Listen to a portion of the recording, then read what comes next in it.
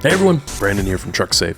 2023 was a fairly busy year for trucking regulators, but what's in store for 2024? That's what we're discussing in this video, so stay tuned and do us a favor, hit those like and subscribe buttons below. Alright, so as most of you are well aware, highway transportation is very heavily regulated, at least from a safety standpoint. Carriers and drivers who are engaged in interstate commerce are generally subject to a body of laws known as the Federal Motor Carrier Safety Regulations, which govern driver qualification, hours of service, vehicle maintenance, drug and alcohol testing, and everything in between. And even if you're only engaged in intra-state commerce in a particular state, well then you're very likely subject to that state's adoption of those federal rules, which usually pretty closely mirror those federal rules. Navigating these rules can be tough, particularly when they change. That's why it's important for carriers and drivers to stay on top of regulatory developments which could impact them. As noted, the FMCSA was fairly active in terms of its rulemaking activity in 2023. The agency published several notices throughout the year with a heavy emphasis on its enforcement programs. Most of the proposals have yet to take effect for one reason or another, meaning we're likely to see them bleed over into 2024. So let's break down some of the most significant FMCSA rule changes that are likely to push forward in 2024. First up, you may recall that in May of 2023, the US DOT issued a final rule to expand the allowable methods for DOT drug testing to include oral fluids. To date, your analysis has been the only approved method for conducting DOT-mandated drug test. So this new rule opens up the door to an additional methodology, which, according to the DOT, will give employers a choice that will help combat employee cheating on urine drug test and provide a less intrusive means of achieving the safety goals of the program. Importantly, the US DOT noted in its final rule that before employers can begin utilizing oral fluid testing, the Department of Health and Human Services must first certify at least 2 laboratories for oral fluid testing, which has not yet been done. So although the final rule made the necessary regulatory revisions to allow oral fluid testing, such tests are not authorized quite yet. Now we anticipate the Department of Health and Human Services will certify labs to clear the path for oral fluid testing sometime in early to mid-2024, at which point motor carriers will be permitted to utilize that type of testing method in addition to or in lieu of urinalysis for DOT drug screens. Okay, next up are speed limiters, a very controversial topic to say the least. This rulemaking has drawn a lot of criticism this past year, for good reason, but it's likely we could see some movement on it in 2024.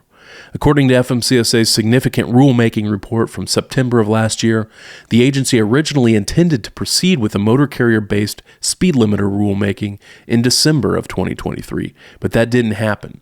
In fact, FMCSA's administrator, Robin Hutchinson, drew some pretty heavy criticism on this proposal from the U.S. Congress in a recent congressional hearing. So we'll have to wait and see how the agency responds.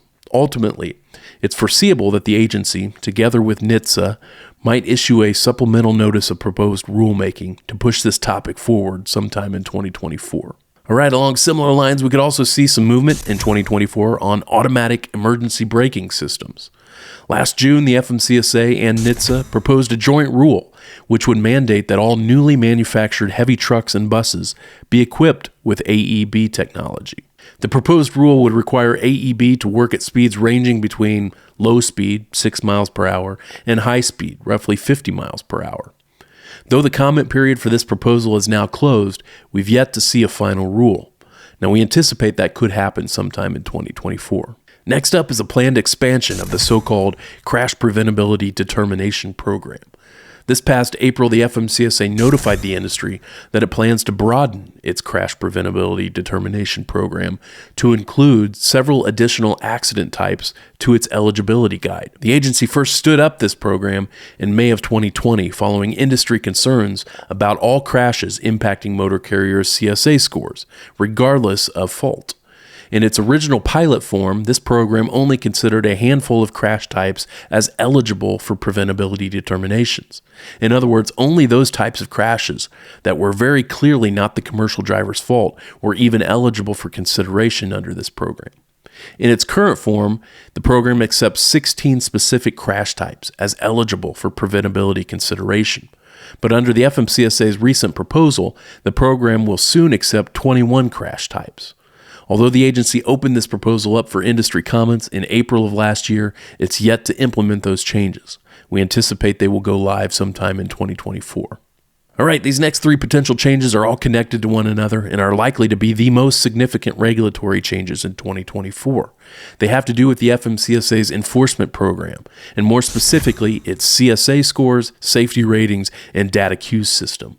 This past February, FMCSA announced what will be fairly significant changes to its safety measurement system, also known as CSA scores.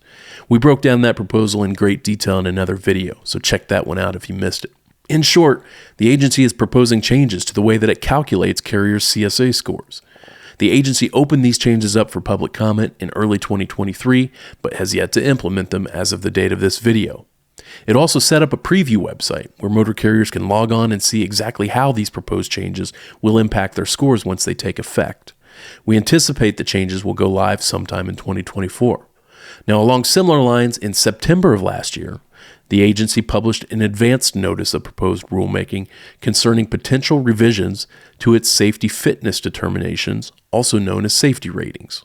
According to that notice, FMCSA is interested in developing a new methodology to determine when a motor carrier is not fit to operate commercial motor vehicles in or affecting interstate commerce. How exactly the agency intends to do this is not yet clear. It opened the matter up for public comment in late 2023, and it received several hundred comments in response. We anticipate the agency will move forward with this rulemaking sometime in 2024. When it does so, it's very likely that we will move away from the current 3-tier rating system and potentially to a system that ties a motor carrier's safety rating to its CSA scores. And lastly, the FMCSA has plans to establish an independent appeals board to review submissions made through its DataCUS system. According to the agency's notice from late 2023, stakeholders from the industry, CMV drivers, and the public have expressed concerns regarding the transparency and uniformity of addressing requests for data review, and specifically RDR reconsiderations. Stakeholders note that program offices do not have a uniform process for initial RDR reviews or for handling RDR reconsiderations. They have also noted concern that RDR reconsiderations are, in many instances, reviewed and decided by the same reviewer as the initial request. Users are calling on FMCSA to ensure an opportunity for an independent review with consistently applied standards for data correction request. Now, as a result of these concerns, the FMCSA is proposing to develop and implement an independent FMCSA appeals process for RDRs, allowing users to request the FMCSA itself to review and rule on the request that had been previously denied by a state agency. We anticipate the agency will provide additional details on this proposal in 2024. All right, that's going to wrap things up for this video. If you have any questions about any pending FMCSA rulemakings or how proposed changes may impact your operations, please feel free to get in touch with us through our website at trucksafe.com or subscribe to our newsletter over at trucksafe.com/subscribe for the latest regulatory breaking news and analysis. For even more in-depth information about these types of regulatory topics, be sure to check out our innovative online compliance courses for safety managers and for drivers over at trucksafeacademy.com. Also, be sure to check out our detailed compliance articles on our website, trucksafe.com, and follow us on our various social media pages for the latest highway transportation news and analysis. Thanks for watching.